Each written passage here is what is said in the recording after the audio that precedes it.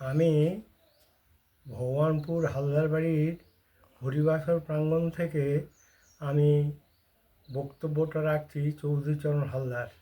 আমাদের এই হরিবাসরে এই ৫৫তম বছর শেষ হয়ে গেছে।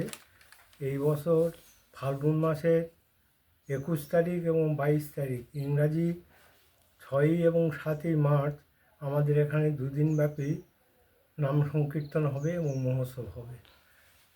এখানে আমরা ৫ কর্ণধার, আমার বড় ভাই বিভূতিভূষণ হালদার এবং আমি মেজ চৌধুরীচরণ হালদার এবং আমার ছোট ভাই শশাঙ্ক শেখর হালদার, সেই সঙ্গে আমার জ্যাঠতো ২ দাদা ছিলেন, যিনি হচ্ছেন স্বর্গীয় আশুতোষ হালদার এবং স্বর্গীয় সুধন্য হালদার। তারা প্রয়াত হয়েছেন। এই ৫ জন মিলে আমরা এই মহোৎসব পরিচালন করে আসতাম। বর্তমানে দীর্ঘদিন এই যে ৫৫তম বৎসর শেষ হয়েছে, ৫৬তম বৎসরে পড়েছে, আমরা এই অনুষ্ঠানটা এখনও চালিয়ে যেতে পারছি। আপনারা সবাই আসুন। এই ৫ তারিখ, মাফ করবেন, ৬ তারিখ এবং ৭ই মার্চ এবং বাংলা ২১শে ফাল্গুন ও ২২শে ফাল্গুন। আমি সামান্য বক্তব্য বলেই এখানে শেষ করছি।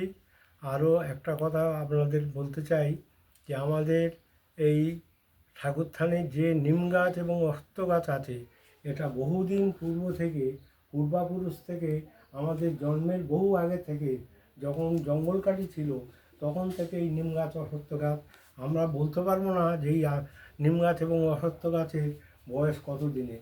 তখন থেকে এই হরিনাম যজ্ঞ, তখনই ডাকনাম হতো।